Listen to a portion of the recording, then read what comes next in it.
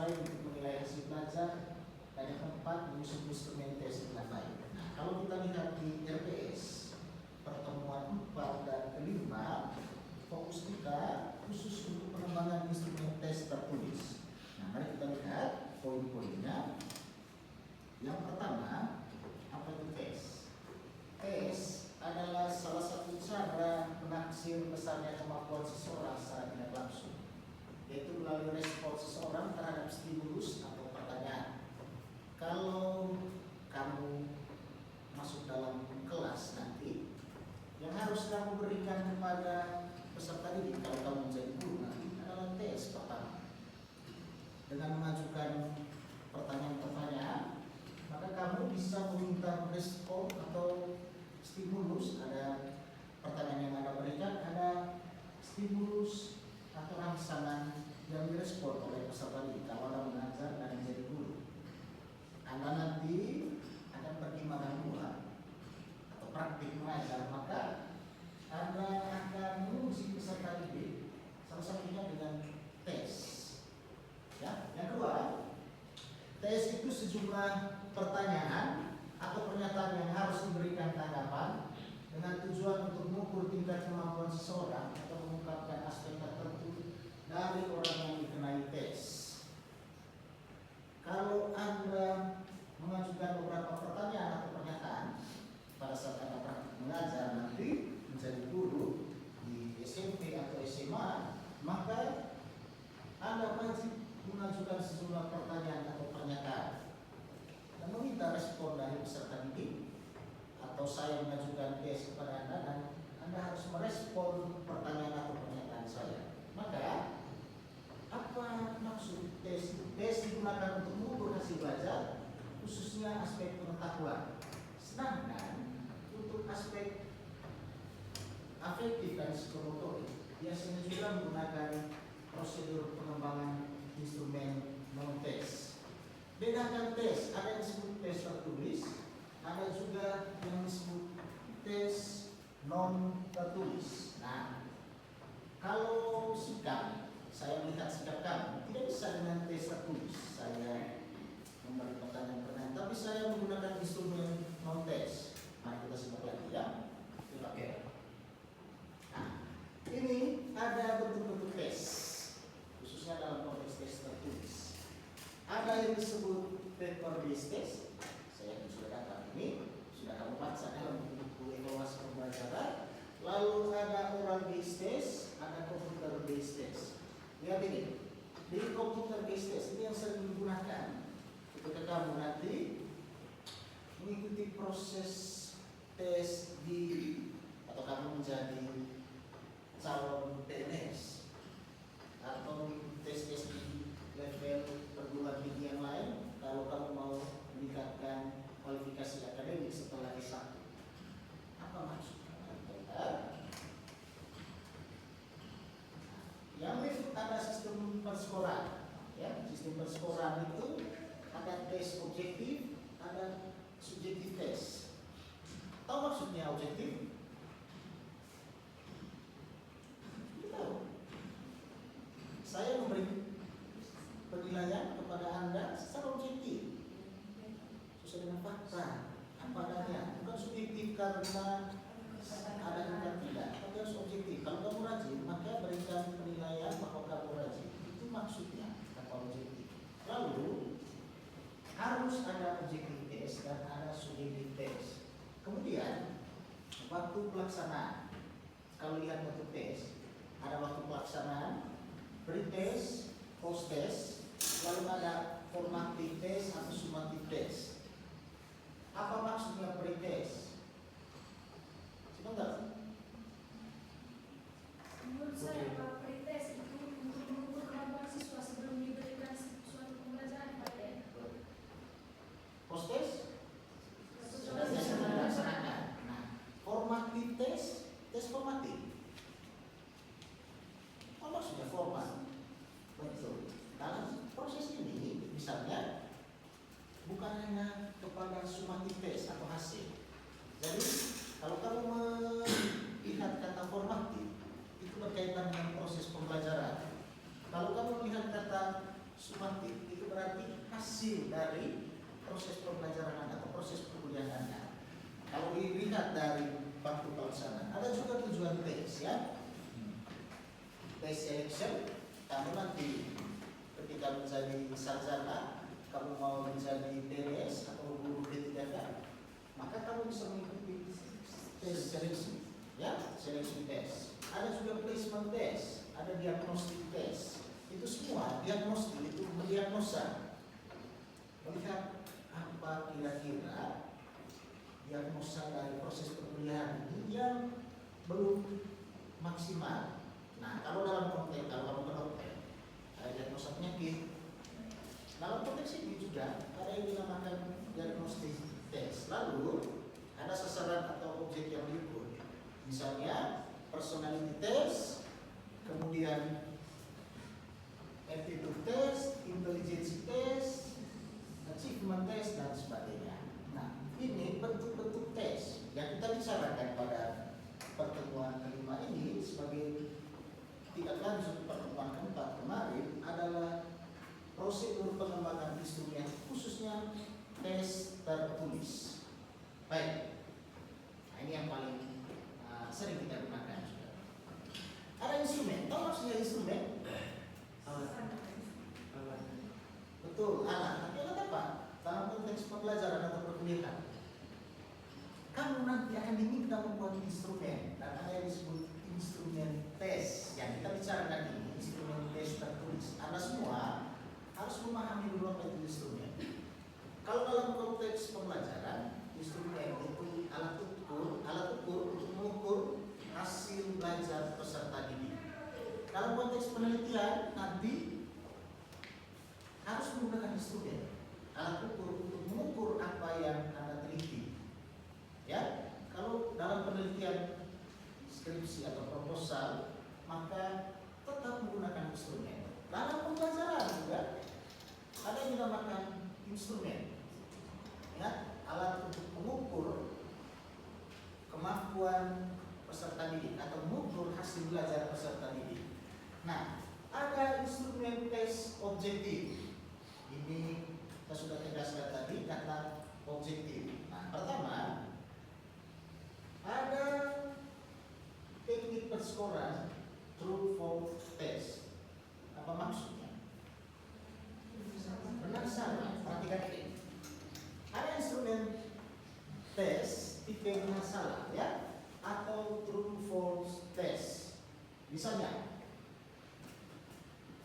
Kota Ruteng adalah ibu kota Kabupaten Manggarai. Benar itu salah. Kota Ruteng adalah ibu kota Kabupaten Manggarai. Benar. Ya, objektif. Ya. Oke, ya. Instrumen tes tipe benar salah dia berarti butir soal terdiri dari pernyataan yang disertai dengan alternatif jawaban, yaitu jawaban atau pernyataan yang benar atau salah, yang benar dan salah, tidak ada di luar itu. Peserta tes ada misalnya diminta menandai masing-masing jawaban atas pernyataan dengan melingkari ataupun memberi tanda silang pada huruf B jika jawaban atau pernyataan tidak benar dan sebaliknya. Lihat contoh ini. Kota adalah ibu kota Kabupaten Manggarai. Ya, ini benar atau salah? Benar. Kenapa benar? Karena faktanya dan ini tes objektif. Benar salah. Kamu pasti pada saat masa SMP atau SMA pernah Bapak Guru memberikan tes seperti ini antara jawaban benar atau salah. Ya, berikut. Lihat ini baik-baik. Yang berikut. Ada instrumen tes juga tipe benar salah dan ada kelebihan dan kekurangannya. Misalnya begini, kelebihannya mengurangi kemungkinan peserta tes untuk berspekulasi. Tidak ada spekulasi. Jawabannya benar-benar, salah-salah. Kekurangannya ada kemungkinan peserta tes mendapat skor negatif. Kalau kamu benar, skor positif. Kalau salah, skor negatif. Artinya tidak ada ruang untuk masuk lebih dalam dengan aspek lain. Saya menunjukkan benar, salah. Tidak ada celah untuk masuk ke aspek yang lebih dalam, melihat aspek lain, tapi langsung memutuskan benar, Putri benar, Riri benar, Wulandari benar, Atik benar, dan sebagainya, dan seterusnya. Hanya ada dua, benar dan salah. Saya mengerti kan? Kemudian, kalau dilihat dari kelebihan yang lain, tidak ada peserta tes yang mendapat skor negatif, kekurangan mendorong peserta tes untuk berspekulasi. Ya, dalam konteks tertentu kamu juga harus berspekulasi, tapi harus memastikan jawabannya harus objektif atau tes yang diberikan itu benar salah. Lalu ada kelebihan tes itu benar salah.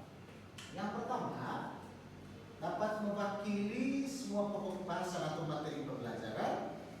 Penyusunannya mudah, sangat mudah, ya. Kemudian penskorannya mudah dan instrumen yang baik untuk mengukur fakta dan hasil belajar. Lebih banyak ingatan. Kalau menurut taksonomi Bloom atau Henderson and Treble, itu berarti C1, mengingat, benar, salah. Ya, oke. Tapi kekurangannya hanya dapat mengungkap daya ingat peserta tes, ingatan, mendorong peserta tes untuk menebak jawaban. Kalau Anda lupa jawabannya, berarti Anda mulai menebak, melakukan spekulasi. Ada kelebihan di tes benar salah, ada kekurangan. Bisa paham kan? Seperti ini penting nanti ketika Anda memasuki dunia pembelajaran, ketika ada praktek mengajar di sekolah-sekolah. Lalu matching test. Kalau kamu berjalan bersama, kamu kelihatan matching. Logik dan asli kalau berjalan misalnya sangat matching. Apa maksudnya? Cocok, mencocokkan, menjodohkan, ya. Apa maksudnya? Lihat lagi. Ada instrumen tes tipe menjodohkan, matching test, atau komponen Vera misalnya, matching test. Contoh, ya. Nah, butir tes tipe menjodohkan ditulis dalam dua kelompok atau dua kelompok. Kita lihat, kelompok pertama di sebelah kiri itu adalah pernyataan atau stem, atau bisa juga disebut premis. Sudah lulus logika atau? Masih ingat premis Spanyol, premis Spanyol, dan seterusnya. Oke. Lalu kelompok kedua di sebelah kanan adalah kelompok jawaban. Tugas peserta tes adalah mencari dan menjodohkan jawaban-jawaban.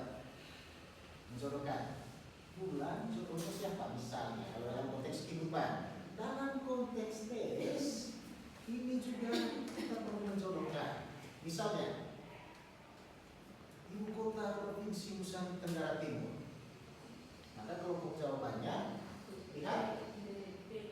Oke, mudah ya. Kalau kamu menyusun tes, bisa juga matching tes seperti ini. Kalau levelnya SMP, misalnya kelas 7, atau yang masih daya ingatnya masih berproses, atau dalam konteks tertentu mereka masih berproses, bisa pakai tes seperti ini. Ya, nah, kalau dalam konteks perkuliahan lebih kepada arah tes menganalisis dari mahasiswa. Dalam level SMP, dalam konteks tertentu di sekolah-sekolah menengah bisa pakai tes seperti ini. Tentu lihat lagi RTP atau modul belajar. Bisa mengerti ya? Menjodohkan, hanya mencocokkan, menjodohkan, cocok tidak asli dengan logik. Mari menjodohkan. Oh cocok. Kalau berjalan matching sekali, ya sama-sama belajar akademik atau bagaimana ya. Oke, yang berikut ada pedoman penskorannya, ada skor akhir, lalu jumlah jawaban benar. Jadi jawaban yang itu hanya jawaban yang benar saja, sedangkan jawaban yang salah tidak mempengaruhi penskoran. Ya, jadi yang itu adalah skor akhir sama dengan jumlah jawaban benar. Semua tidak menjodohkan. Tadi benar salah. Borong adalah ibu kota Kabupaten Manggarai Tengah. Timur. Oh, timur. Oke. Kalau itu tadi apa? Tes apa? Benar. Oke, benar salah. Kalau yang ini Bisa. seperti. Bisa. Oke. Lalu ada juga multiple choice test. Pernah mengerjakan ini? Multiple choice test. Apa maksudnya? Lebih dari satu. Tes pilihan ganda. Oke, baik. Nah, boleh juga lebih dari satu. Baik. Pilihannya bahasa. Sebenarnya kalau sudah laksanakan. Oke. Pertama ada tes pilihan ganda. Tes pilihan ganda adalah tes di mana setiap butir soal memiliki jumlah alternatif jawaban lebih dari 2. Pada umumnya jumlah alternatif jawaban berkisar antara 3 sampai 5 atau 5. Dan bila alternatif lebih dari 5 maka akan sangat membingungkan peserta tes dan juga akan sangat menyulitkan penyusunan butir soal. 5 pilihan ganda ini ada pilihan ganda sederhana. Kamu pernah ikuti pasti analisis hubungan antara hal. Lalu pilihan ganda analisis kasus, pilihan ganda asosiasi, dan pilihan ganda dengan diagram grafik tabel dan sebagainya. Untuk konteks ini kita akan lihat bersama pilihan ganda analisis hubungan ini biasa digunakan dalam tes apa. Kalau Anda dulu mengikuti proses SMP atau mengerjakan tes SMP atau SMA, pasti pernah melakukan tes pilihan ganda. Pernah atau tidak? Pernah atau tidak? Ya, pernah melakukan spekulasi? Pasti pernah ya. Tapi itulah dinamika kehidupan pelajaran bagi peserta didik. Nah, kita lihat pilihan ganda sederhana. Sederhana ini dalam konteks tes sering digunakan juga. Misalnya di Pulau Sumatera terdapat beberapa danau. Salah satu danau tersebut mempunyai ciri fisik yang berbeda dari danau lain karena di tengahnya terdapat daratan yang luas berupa pulau. Danau mana yang dimaksud? A. Danau Ranau. B. Danau Marinjau. C. Danau Singkarak. D. Danau Toba. E. Danau Lautabad. Danau Toba Sumatera. Kalau di Manggarai Danau Ranau. Itu di Manggarai Timur ya. Ini pilihan ganda sederhana. Sekarang ada pilihan ganda analisis hubungan antar hal. Ini biasanya digunakan ketika kamu tes potensi akademik, melihat hubungan antara variabel yang satu atau variabel yang lain atau hal yang satu dengan hal yang lain. Kita lihat ada sebab, ada juga ada kausalitas di dalamnya terhadap kualitas pernyataan. Contoh, orang tua memberikan hadiah kepada anak yang rajin. Sebab anak yang rajin membantu meringankan pekerjaan orang tua di rumah. Ada option. Tahu maksudnya option? Ada pilihan. Ya, oke, ada pilihan. Pertama, pernyataan benar, alasan benar. Keduanya menunjukkan hubungan sebab akibat.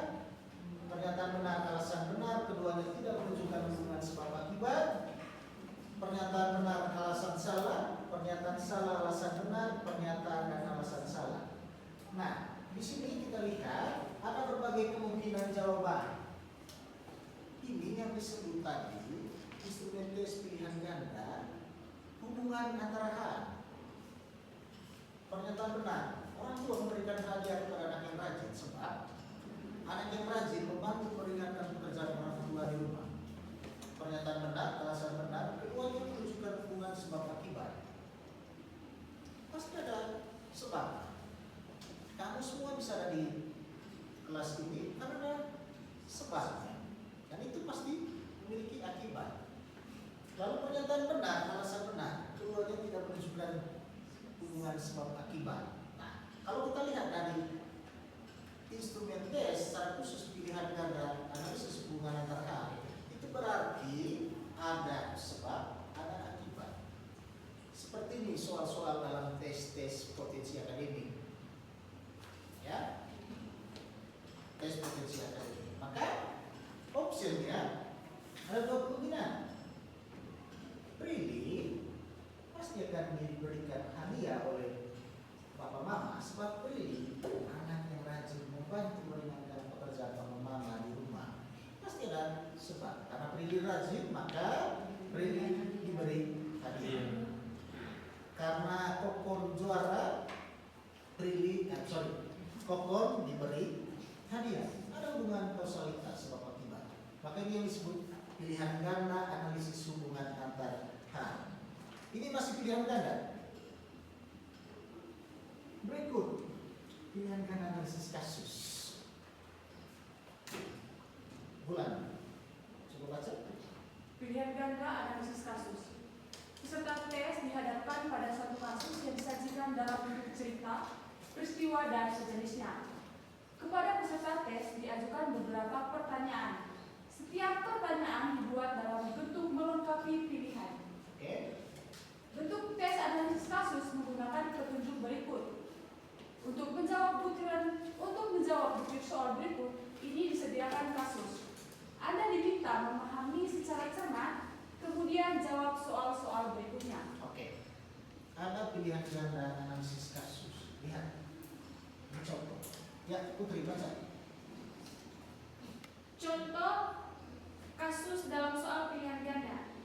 Kadit Lantas Polres Kabupaten Manggarai menjelaskan jumlah kasus kecelakaan lalu lintas di Kabupaten Manggarai pada Januari sampai Desember 2017 sebanyak 7.089 kasus atau meningkat 5,9% dari tahun sebelumnya. Meningkatnya kecelakaan lalu lintas itu antara lain karena terhentinya operasi zebra menjadi operasi rutin lalu lintas. Di samping itu, pengguna jalan hanya disiplin jika ada petugas. Ini contoh pilihan ganda analisis kasus. Pertanyaannya, 1. Meningkatnya kecelakaan lalu lintas di Kabupaten Manggarai bukan hanya disebabkan oleh terhentinya operasi zebra, tapi juga disebabkan A, B, C, D, dan seterusnya dengan berbagai jawaban. Nah, kalau dilihat dari kasusnya, maka jawabannya atau opsinya B, karena pengguna jalan hanya disiplin jika ada petugas. Jika tidak ada petugas, maka pengendara atau pengguna jalan tidak disiplin. Ini sering digunakan dalam tes-tes potensi akademik, tes calon PNS. Seperti ini soal-soal pilihan ganda. Ada analisis kasus, ada hubungan sebab akibat. Jarang tes pilihan ganda sederhana, kecuali untuk peserta didik. Kalau kamu nanti sudah mengikuti proses tes atau seleksi di level yang lebih tinggi, maka pilihan ganda sebab akibat analisis kasus itu sering digunakan. Berikut ada pilihan ganda asosiasi. Contoh, Wih, baca. Berikut adalah unsur-unsur pengeluaran rutin anggaran belanja negara. 1. Belanja pegawai, 2. Belanja barang, 3. Pembayaran bunga utang, 4. Pembiayaan bangunan daerah. Oke, perhatikan pertanyaannya atau petunjuk pilihannya. Jika A, jika 1, 2, dan 3 benar, di sini. B, jika 1 dan 3 benar, dan seterusnya sampai E, jika semua benar. Nah, ada option atau pilihan jawabannya. Maka ini yang disebut pilihan ganda asosiasi, masih bagian dari multiple choice test dengan berbagai jenis. Ngerti kan? Ya. Saya yakin pada saat tes-tes tertentu kamu pernah mengalami atau mengerjakan tes seperti ini. Dan yang terakhir dalam konteks pilihan ganda ada yang disebut dengan pilihan ganda dengan diagram, grafik, dan tabel. Ini sudah semakin mengarah ke yang lebih spesifik. Ada diagram, grafik, tabel. Nah, perhatikan tabel perbedaan arteri dan vena berikut dan seterusnya. Nah, ini contoh. Kalau kita lihat dari pengertian atau konsepnya, bentuk soal tes ini mirip analisis kasus, baik struktur maupun pola pertanyaannya. Bedanya dalam bentuk tes ini tidak disajikan kasus dalam bentuk cerita atau peristiwa, tapi dalam bentuk diagram, gambar, grafik, dan juga tabel. Tapi Anda harus cermat, harus teliti kalau Anda mengerjakan tes seperti ini. Oke. Dan ini saya akan mengulang skor tes pilihan ganda. Lihat skor akhir, jumlah jawaban benar, jumlah jawaban salah, jumlah pilihan, satu konstanta atau bilangan tetap. Ada kelebihan, semua tes ini punya kelebihan dan kekurangan. Yang pertama, ada kemungkinan tes mendapat skor negatif, kekurangannya. Yang kedua, mengurangi kemungkinan peserta tes, sama tadi berspekulasi. Lalu yang berikut, tidak ada peserta tes yang mendapat skor negatif. Dan berikut, mendorong peserta tes untuk berspekulasi, ruang spekulasi.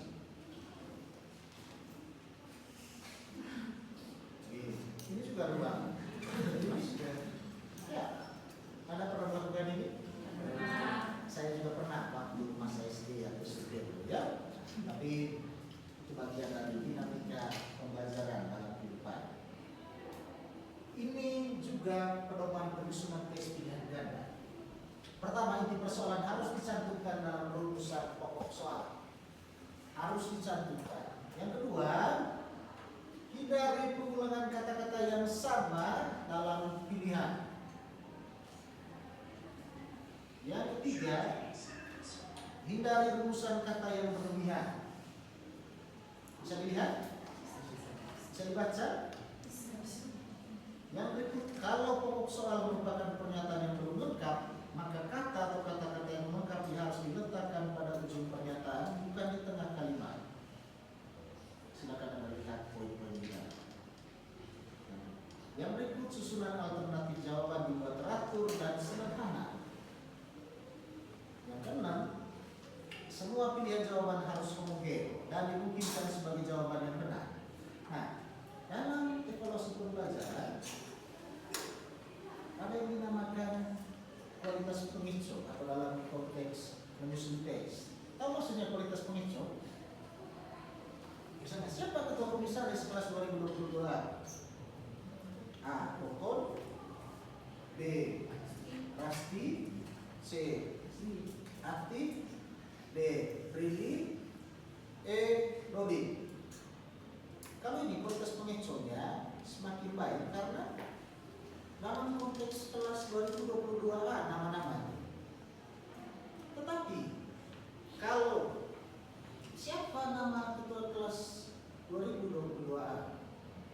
Kalau menjawab Rodi, lalu Ica, kemudian Fani, Fidel, juga Astrid, maka kualitas pengecohnya kurang terlalu bagus. Kenapa? Udah ditebak bahwa keempat orang ini kelas B, bukan di kelas A. Kalau kamu menyusun soal, perhatikan kualitas pengecoh. Atau contoh lain, siapa nama ketua program studi pendidikan bahasa dan sastra Indonesia? Bonifasius Rampung, SPDPD, Marianus Suparjelah, SPDPD, Yovantinus Apung, SPDPD, Gregorius Raru, SPDMU, atau Yovantinus Baru, Esos MPD. Ini kualitas pengecohnya bagus karena satu prodi. Kalau ditanya, tentu jawabannya Bonifasius Rampung, SPDPD. Tapi kalau pertanyaannya, siapa nama keprodi PBSI? Maka A. Keprodinya A. Bonifasius Rampung, SPDPD, Franciscus Nimbi, DPD. Ini kualitas pengecohnya kurang bagus karena sangat jauh bertentangan. Bisa mengerti kan? Bisa. Karena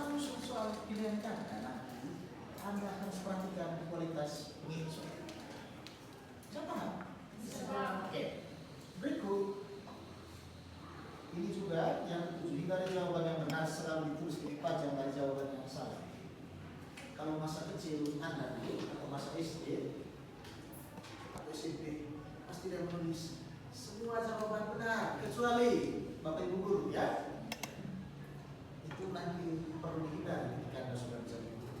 Perhatikan dia punya pedoman penyusunan tes. Lalu gunakan 3 atau lebih alternatif pilih jawaban dan seterusnya sampai yang terakhir. Pokok soal sedapat mungkin dalam bentuk pernyataan atau pertanyaan positif. Jika terpaksa menggunakan pernyataan negatif, maka kata negatif digarisbawahi, cetak miring atau ditulis lemah. Itu tadi multiple choice test atau apa? Tes pilihan ganda. Berikut ada yang disebut uraian objektif. Ini tadi masih disebut tes objektif. Lihat jawaban singkat. Siapakah Presiden Republik Indonesia periode kepemimpinan 2014 sampai 2019? Ini contoh. Lihat instrumen tes jawaban singkat menghendaki jawaban dalam bentuk kata, frasa, dan atau angka-angka yang hanya dapat dinilai benar atau salah. Soal tes bentuk jawaban singkat dikemukakan dalam bentuk pertanyaan. Siapakah nama Presiden Republik Indonesia periode kepemimpinan 2014 sampai 2019? Jawaban singkat. Siapa? 2014 sampai 2019. Oke, nanti ya. Lalu ada pedoman menyusun soal uraian objektif. Coba satu orang baca. Nanti 1. Untuk soal tes bentuk melengkapi, hendaknya tidak mengambil pernyataan langsung dari buku atau textbook. oke. 2. Titik-titik kosong hendaknya diletakkan pada akhir atau dekat akhir kalimat. Oke, yang ketiga. 3. Jangan menyediakan titik-titik kosong terlalu banyak. 4. Pernyataan atau pertanyaan hendaknya hanya mengandung satu alternatif jawaban. Ini pedoman menyusun soal uraian objektif. Lalu ada yang melengkapi instrumen tes jawaban singkat menghendaki jawaban dalam bentuk kata, frasa, dan seterusnya yang dapat dinilai benar atau salah. Contoh. Contoh 1. Tempat sampah dalam daur ulang komputer disebut. 2. Fungsi utama mouse adalah meletakkan dan memilih. Oke, instrumen tes jawaban singkat dan melengkapi sangat baik untuk menilai kemampuan mengingat fakta, prinsip, dan terminologi. Ini tes uraian objektif. Lalu sekarang kita masuk ke poin ya. Ada yang disebut instrumen tes subjektif. Tadi itu objektif. Ada apa tadi? Matching test, multiple choice test, uraian test, dan sebagainya. Nah sekarang subjektif test. Nah ini lihat baik-baik ya. Ada bentuk uraian esai, butir soal mengandung pertanyaan atau tugas yang jawaban atau pengerjaan soal tersebut harus dilakukan dengan cara mengekspresikan pikiran peserta tes. Ciri-ciri pertanyaannya didahului dengan kata-kata seperti ini: uraikan, jelaskan, bandingkan, mengapa, bagaimana, simpulkan, dan sebagainya. Ini subjektif atau instrumen tes subjektif. Tahu maksudnya subjektif? Siapa yang tahu? Tadi objektif sesuai fakta, apa adanya, kalau dalam konteks yang biasa. Kalau subjektif, oke, tapi dalam konteks kedekatan bukan berarti dalam pertanyaan. Tetap penilaian ya sesuai dengan kemampuan atau hasil belajar mahasiswa atau peserta didik. Ada instrumen tes uraian bebas atau dalam bahasa Inggrisnya apa bukan? Oke, ya. Apa asli bahasa Inggrisnya? Coba. Extended response test. Oke, ada berbagai macam. Baik.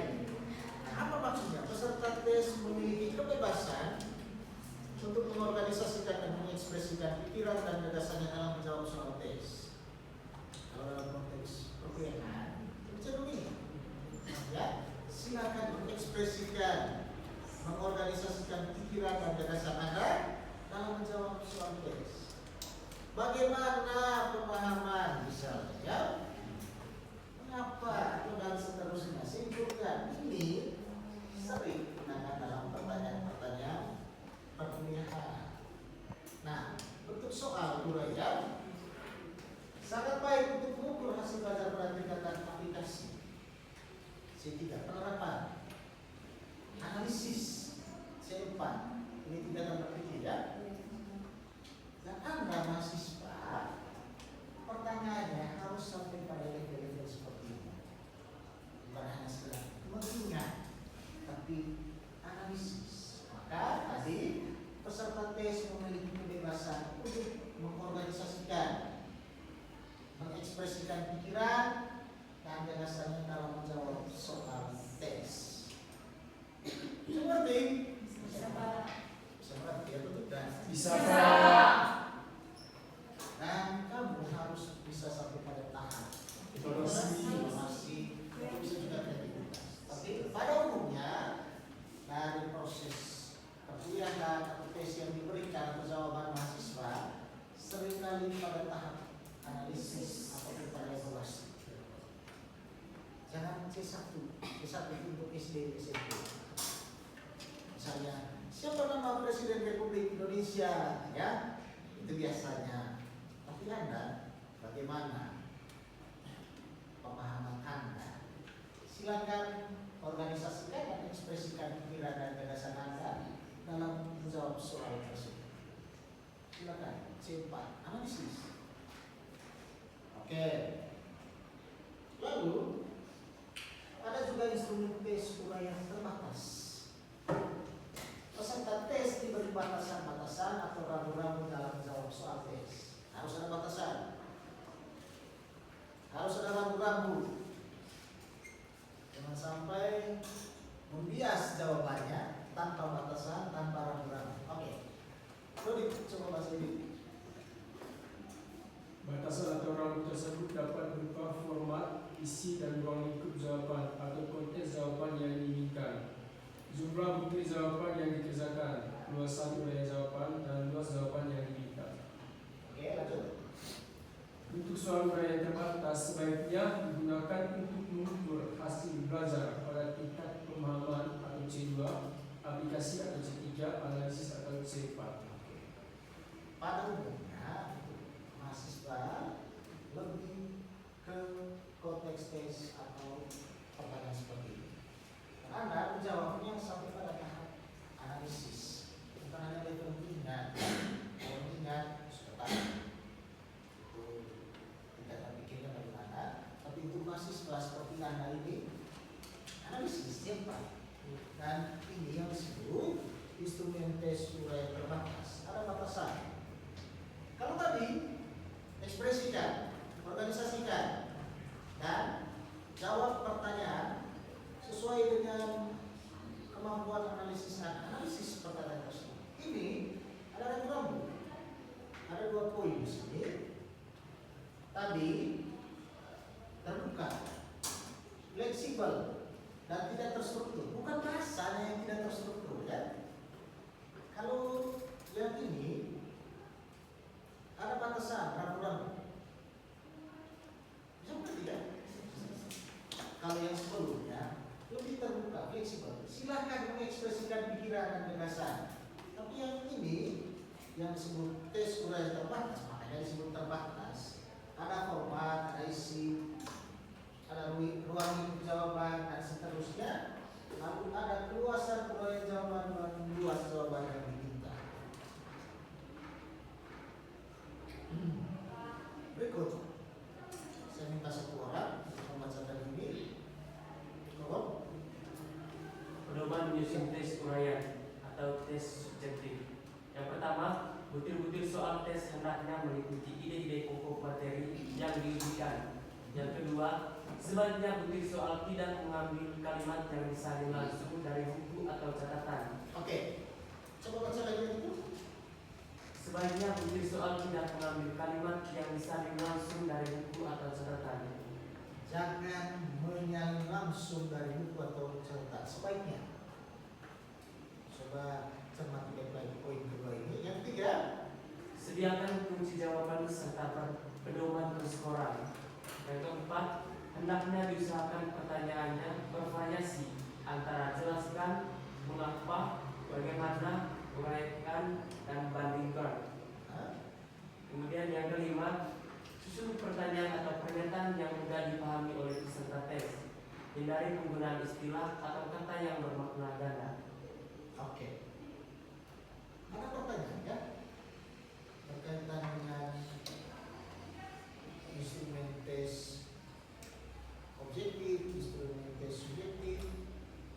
Ada pertanyaan ada?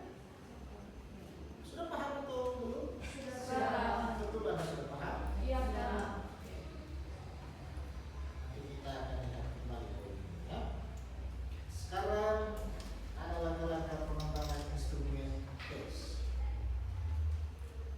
Kalau tesnya sudah ada, maka bagaimana langkah-langkah pengembangannya? Sama seperti kamu. Kalau kamu sudah sampai pada tingkat yang lebih tinggi, bagaimana untuk mengembangkan diri Anda, kompetensi Anda supaya lebih maksimal? Dalam konteks tes, instrumen tes tertulis ada langkah-langkah pengembangan. Harus mengalami pengembangan. Pertama, ada tujuan, visi-misi, bentuk dan panjang tes. Oke, saya minta satu orang untuk membacakan ini. Putri. Tujuan, kisi-kisi bentuk, dan panjang tes. 1. Menyusun spesifikasi tes.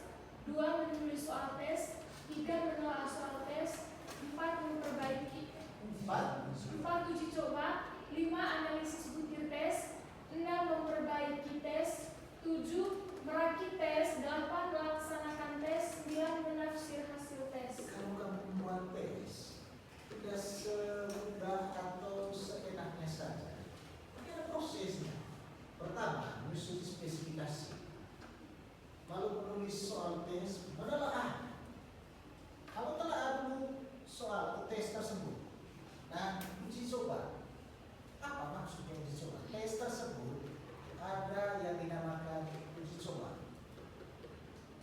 Kamu tidak bisa langsung memberikan tes dalam konteks tertentu tanpa uji coba.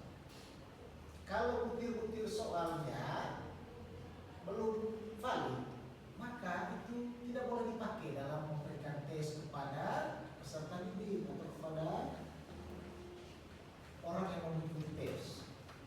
Nah, ada satu poin di sini, yaitu validitas. Ini sering saya bicarakan ya. Validitas harus valid. Apa maksudnya validitas? Ketepatan, tepat, harus valid. Nah, kalau berbicara harus valid. Nah, lihat. Tadi saya kembali lagi, ada yang disebut uji coba tes. Dulu ada pernah mengikuti ujian nasional. Kenapa? Kalau perhatikan soal-soal ujian nasional, dia tidak hanya disusun, dibuat tanpa mengikuti betul-betul ini. Mereka mengikuti proses seperti ini. Apa maksudnya? Ada uji coba tes. Misalnya, berapa nomor dulu yang pastinya? 40. Katakan 40. Dari 40 butir soal tidak langsung diberikan kepada peserta ujian nasional, tidak. Tapi prosesnya, spesifikasi, menulis soal, menelah, katakanlah, lalu uji coba. Misalnya SMA Negeri 1 akreditasi A, SMA Fransiskus akreditasi A, maka diuji coba dulu 40 butir soal itu. Setelah diuji coba, mana yang valid? Katakan dari 40 yang 30 valid, yang 10 yang tidak valid, maka yang 10 tidak boleh dipakai. Yang dipakai 30 dan ditelah lagi, disusun lagi untuk yang 10 soal. Ada proses uji coba dalam menyusun tes atau dalam membuat soal tes tersebut harus valid. Nah, karakteristik tes yang baik, validitas. Kalau kamu nanti meneliti harus valid penelitian kamu. Misalnya kamu menulis proposal skripsi atau dalam konteks penelitian pembelajaran, maka harus tepat. Ya, ada yang dinamakan validitas, ada yang dinamakan content validity. Tahu konten? Halo, tahu konten? Pernah buat konten? Sering buat konten? Oke, pernah buat. Nah, sekarang dalam kapasitas kamu tadi dikatakan content validity. Itu berarti validitas konten. Artinya validitas berkaitan dengan isi. Ya, sering gunakan kata buat konten. Nah, harus tahu maksudnya ya. Nah, konten validity, validitas isi. Ya. Lalu ada juga yang disebut konstruk validity. Pernah mengkonstruksi pikiran Anda? Apa maksudnya konstruk? Oke, baik. Ada konstruk. Ya, apa? Validitas konstruk ya. Ketepatan dalam mengkonstruk soal tes. Lalu juga ada predictive validity. Validitas prediktif. Apa maksudnya validitas tadi? Apa? Ketepatan. Lalu ada juga yang disebut reliabilitas, ketetapan. Nah, karakteristik tes yang baik selain tepat, ini juga harus tepat. Makanya kalau ada perhatikan dulu, atau mungkin ada mesinnya, ada soal-soal tertentu yang sudah digunakan tahun sebelumnya, dia masih tetap digunakan karena ada unsur reliabilitas. Sebab lalu objektivitas. Tahu maksudnya objektivitas? Tahu? Apa? Oke, berdasarkan fakta, sesuai dengan data, dan unsur objektivitas ini harus kontinu, berkelanjutan, komprehensif, menyeluruh, harus objektif. Ini istilah-istilah yang sudah kamu tahu, ya? Oke, berikut praktis. Karakteristik tes yang baik itu harus praktis. Apa maksudnya? Mudah dilaksanakan, mudah dilaksanakan. Ini kamu nanti ada praktik mengajar. Praktikan ini praktis, yang penting ekonomis, murah, hemat tenaga, hemat waktu. Penting ini dipaham. Kalau kamu nanti dalam konteks pembelajaran atau membuat informasi dalam pembelajaran, harus murah, harus hemat tenaga, hemat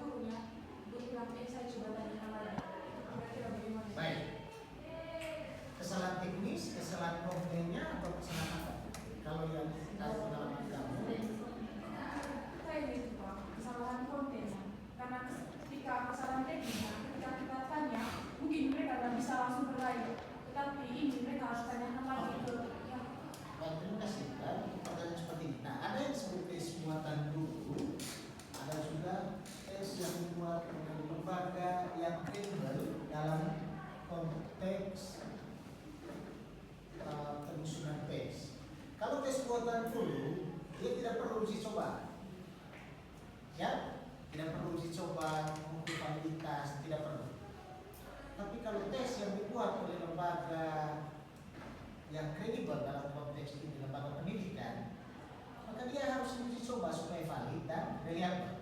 Dari konteks pertanyaannya pula tadi, misalnya ada temuan bahwa ada kekeliruan dalam menyusun tes dan pengawas mengatakan saya coba konfirmasi, berarti ini levelnya masih dalam konteks tes buatan guru.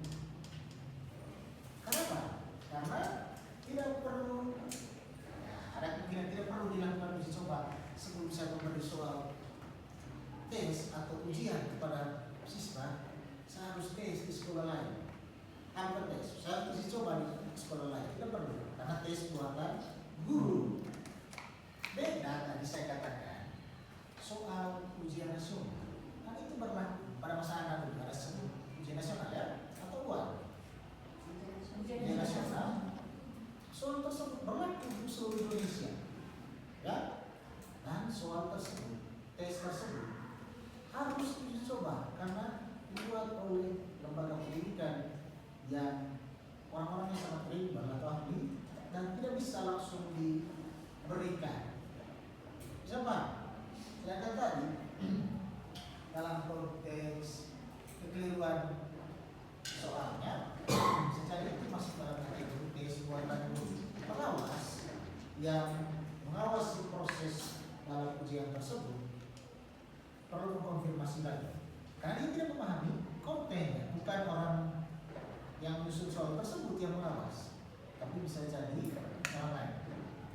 Sehingga kalau dalam contoh perkuliahan di kampus, saya memberikan tes ujian evaluasi pelajaran misalnya, tapi pengawasnya yang lain, ada kesalahan teknis, kejuruan teknis, dan kita bisa melakukan konfirmasi kepada dosen pengampu mata kuliah. Nah, dalam contoh pertanyaan ulang tadi, itu masuk kategori tes buatan guru.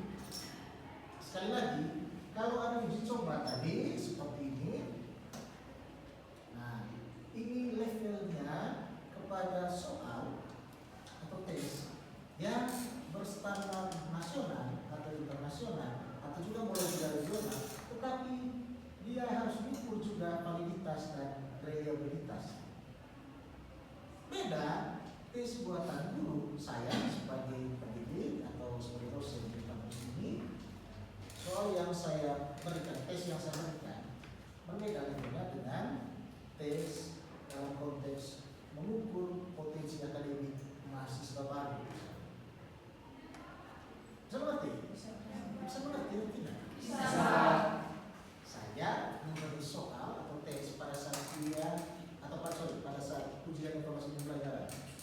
Beda ketika proses seleksi mahasiswa baru, soal yang diberikan. Nah, kalau yang tes harus ada uji coba ya, maka ini dibuat oleh ahli atau expert dan oleh lembaga-lembaga yang kredibel yang sangat bisa dipercaya, dan harus ada unsur uji coba untuk mengukur atau untuk melihat validitasnya, reliabilitasnya, atau berbagai macam karakteristik tes yang lain. Bisa paham kan? Kamu yang lain bisa mengerti? Bisa. Jadi harus bisa dikatakan. Baik. Ini tadi karakteristiknya sudah dipahami dengan baik. Validitas, reliabilitas, objektivitas, praktis, dan psikologis.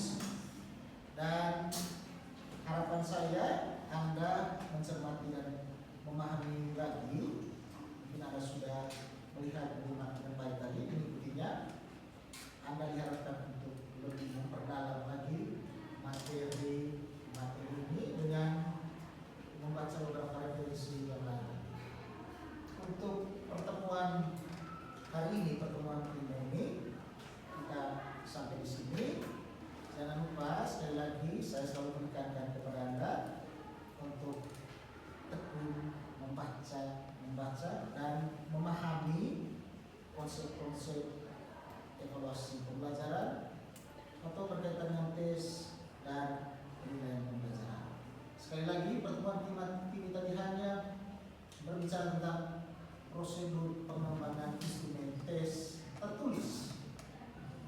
instrumen TS, bukan non-TS hari ini. Minggu depan kita akan berbicara tentang prosedur pengembangan instrumen non-TS. Terima kasih untuk perhatian Anda semua. Sekali lagi,